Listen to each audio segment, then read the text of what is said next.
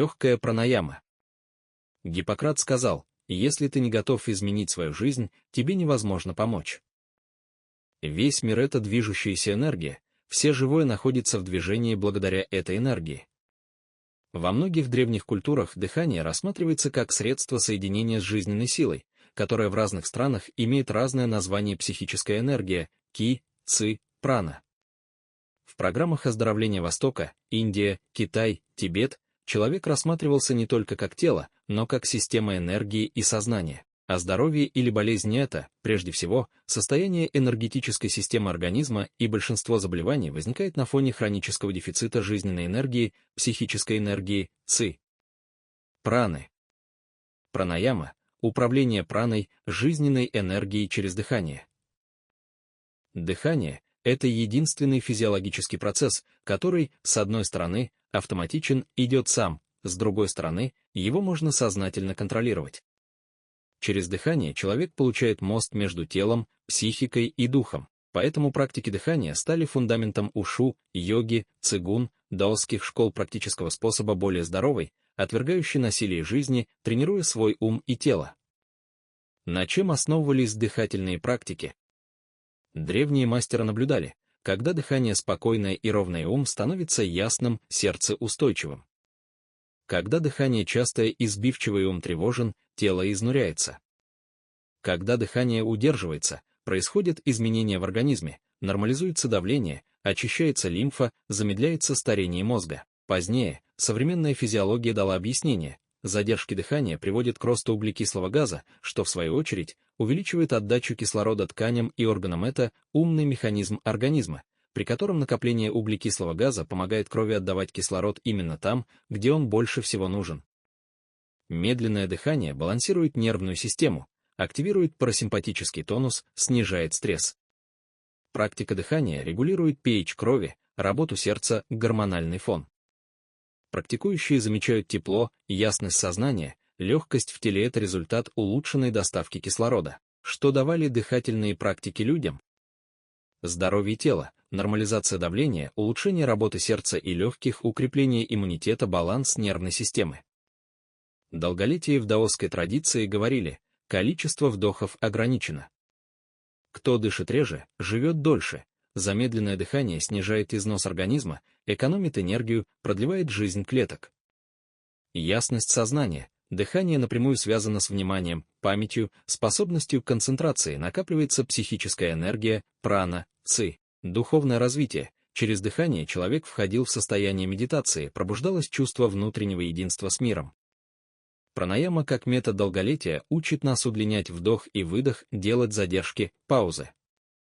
Эффекты пранаямы для долголетия. Снижает износ сердца и сосудов, улучшает снабжение тканей кислородом. Балансирует эндокринную систему, очищает ум и снижает стресс, а стресс, как известно, есть главный вор энергии и ускоритель старения. В йоге существует выражение: кто владеет дыханием, владеет жизнью. В ведических и духовных традициях Востока, в древних трактатах по философии и медицине, пранаяме придается особое значение. Пранаяма — один из древнейших и наиболее системных методов, в котором дыхание стало инструментом здоровья, долголетия и расширения сознания. Это внутренний ритуал очищения, где каждый вдох и выдох — это акт жертвоприношения божественному. Все долгожители мира практиковали одно и то же осознанное медленное дыхание. Это не совпадение, не случайность, не чудо, это система. Да, дыхание — это жизнь, но только осознанное дыхание — это долголетие. Правильная техника дыхания является могучим инструментом оздоровления, цель которой — увеличение запаса психической энергии, поддержание и успокоение нервной системы. В чем практическая особенность этой системы, какова ее суть? Что необходимо знать и какими навыками обладать, чтобы применять эти дыхательные практики в жизни каждого дня? Что убивает нас каждый день? Мы забыли, как дышать. Поверхностное дыхание, зажатая диафрагма, качество вдыхаемого воздуха. Ежедневно мы делаем около 23 тысяч вдохов и выдохов, и от их качества зависит наше здоровье и долголетие. В современном мире, в обычной жизни при стрессовых ситуациях человек переходит на поверхностное дыхание, так называемое дыхание стрессового города, и в среднем делает 16 вдохов и выдохов в минуту, то есть на один дыхательный цикл затрачивается около 4 секунд, вместо 4 литров воздуха человек вдыхает всего четверть. Не будем забывать, что наш мозг главный потребитель кислорода – 25%. Задача состоит в том, чтобы выйти на уровень дыхания 8-10 дыхательных циклов в мин. Долгожители дышат на уровне 4-6 вдохов и выдохов в минуту. Какова механика дыхания? Главное начать осознавать дыхание как процесс, который можно контролировать. При этом важную роль играет осанка, когда спина согнута, легкие сжаты, напряжены, воздух не заполнится полностью, присутствует частое дыхание. Прямая спина создает пространство для легких, подключая к процессу диафрагму. Сами легкие орган пассивный, имеет конусовидную форму, своей широкой частью, легкие обращены вниз и опираются на диафрагму. Диафрагма является нашей главной дыхательной мышцей, она крепится к нижним ребрам и имеет куполообразную форму в расслабленном состоянии. Когда мы делаем вдох, наша диафрагма опускается вниз и напрягается, сокращаясь. А когда мы делаем выдох, она расслабляется и поднимается обратно в форму купола. Поэтому, когда мы делаем полноценный вдох, важно, чтобы наш живот выдвигался вперед, так как он должен дать пространство нашей диафрагме опуститься вниз. Сокращение диафрагмы содействует заполнению воздухом, главным образом нижней части легких. Это напоминает наполнение стакана водой. Стакан наполняется сверху вниз. Точно так же воздух при дыхании идет сверху, заполняя нижнюю часть легких, а затем среднюю и верхнюю часть грудной клетки. Особенности физиологии. Основой здоровья является здоровая кровеносная система, которая переносит кислород и питательные вещества всем клеткам нашего организма. Какова же основная кнопка, управляющая этой системой? Это дыхание. Дыхание не только отвечает за насыщение клеток кислородом, но и контролирует приток к ним лимфатической жидкости, содержащей белые кровяные тельца, которые защищают наше тело. Как работает лимфатическая система? Каждая клеточка нашего организма окружена лимфой, которой в 4 раза больше, чем крови. Кровь перекачивается сердцем по артериям, доходя до тончайших пористых капилляров, а она переносит им кислород и питательные вещества. Затем питательные вещества просачиваются в лимфатическую жидкость, которая окружает саму клетку. Клетки, знающие, что им нужно, забирают кислород и питательные вещества, а взамен выделяют токсины, мертвые клетки, протеины крови и другой токсический мусор, и все это удаляется через лимфатическую систему. Клетки тела полагаются на лимфатическую систему, как на единственную возможность вывести из организма переработанный ядовитый материал и избыточную жидкость, которая ограничивает доступ количества кислорода. Лимфа проходит через лимфатические узлы, в которых мертвые клетки и прочие яды, за исключением протеинов крови, нейтрализуются и разрушаются. Таким образом, у системы кровообращения имеется насос наше сердце. У лимфатической системы такого насоса нет, и единственный механизм, заставляющий лимфу перемещаться, глубокое дыхание и мышечные сокращения. Если мы хотим, чтобы у нас было здоровое кровообращение с эффективной лимфатической и иммунной системами, нам необходимо научиться правильно дышать. Дыхание начинается с выдоха и только потом вдох, именно в этом кроется сила практики. Мы должны научиться больше выдыхать по времени, чем вдыхать.